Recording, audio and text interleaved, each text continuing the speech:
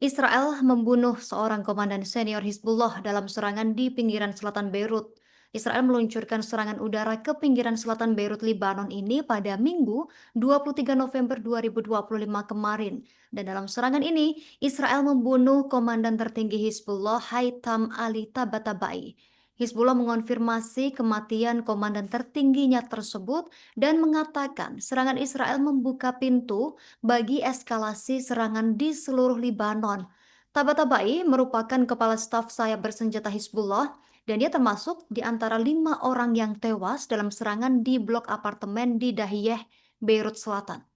Militer Israel mengakui mereka menarget Tabatabai dan kantor Perdana Menteri Benyamin Netanyahu turut menegaskan Tabatabai adalah sasaran utamanya. Media Israel melaporkan ini.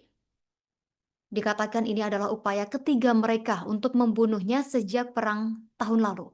Dan pejabat senior Hizbullah Mahmud Omati mengatakan serangan tersebut melewati garis merah. Dikatakannya, saat ini Hizbullah sedang mempertimbangkan respons atas serangan udara Israel di Beirut tersebut. Dan serangan juga melukai 28 orang lainnya, Tribuners. Ini menurut Kementerian Kesehatan Libanon.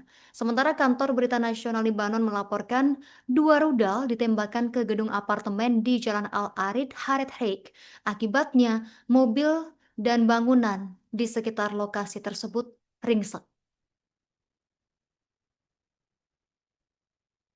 Jepang menyatakan kesiapannya untuk mengerahkan rudal ke pangkalan militer di dekat Taiwan di tengah meningkatnya ketegangan antara Tokyo dan Beijing.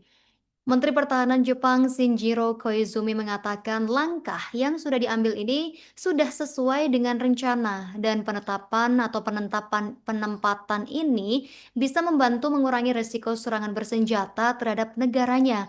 Dan Jepang berencana untuk menempatkan rudal darat ke udara jarak menengah di Yonaguni sekitar 110 km di timur Taiwan sebagai bagian dari peningkatan kekuatan militer yang dikatakan lebih luas di gugus pulau selatannya. Dan langkah ini Tribuners mencerminkan kekhawatiran Tokyo tentang meningkatnya kekuatan militer China dan potensi konflik terkait Taiwan.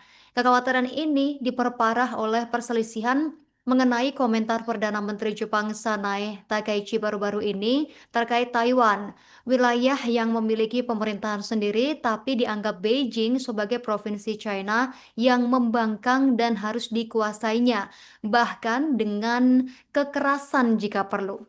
Takaichi pada 7 November mengemukakan kemungkinan teoretis bahwa Jepang dapat mengerahkan militernya bersama negara lain jika China menyerang Taiwan, yang memicu respons keras dan pembalasan ekonomi dari Beijing. Dan sejak itu, dia kembali ke kebijakan lama, yakni kebijakan lama pemerintah untuk tidak membahas skenario tertentu yang mungkin melibatkan militer Tokyo. Tetapi Beijing terus menuntut pencabutan pernyataan tersebut. Dan pada Sabtu kemarin, seorang pejabat Jepang menolak klaim China bahwa Takaichi telah mengubah posisi Jepang terkait krisis Taiwan dan menyebutnya sama sekali tidak berdasar. Ketika ditanya tentang potensi dampak krisis Taiwan terhadap Yonaguni, Koizumi mengatakan dia tidak akan mengomentari skenario hipotesis. Dan sebelum tiba di Yonaguni, Koizumi ini mengunjungi pangkalan-pangkalan di Pulau Ishigaki dan Miyako, Tribuners. Pangkalan Ishigaki dilengkapi dengan rudal anti kapal, sementara Miyako merupakan pusat pengawasan udara dan fasilitas militer lainnya, termasuk gudang amunisi. Dan Jepang dan Amerika Serikat juga memiliki pangkalan-pangkalan besar di Pulau Okinawa yang lebih besar di sebelah timur.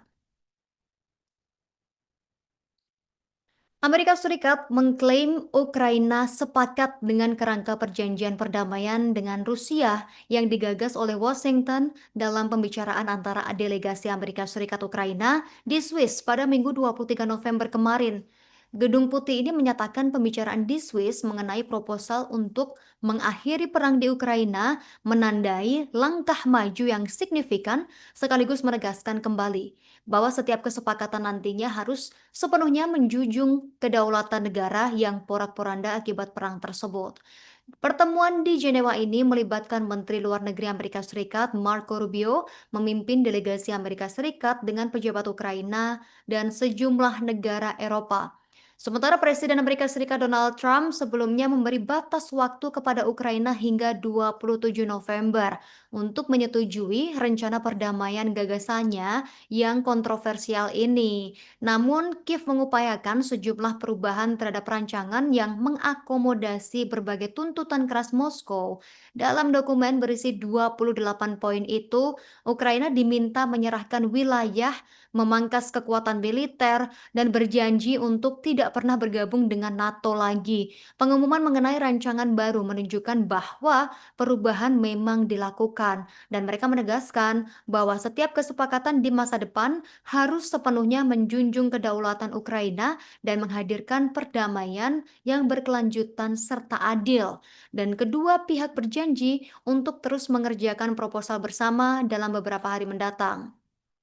Ringkasan Gedung Putih ini juga menyebutkan bahwa Rubio dan timnya sudah menegaskan kembali komitmen Washington untuk memastikan bahwa kedaulatan, keamanan, dan masa depan kemakmuran Ukraina ini tetap menjadi pusat dari proses diplomatik yang sedang berlangsung.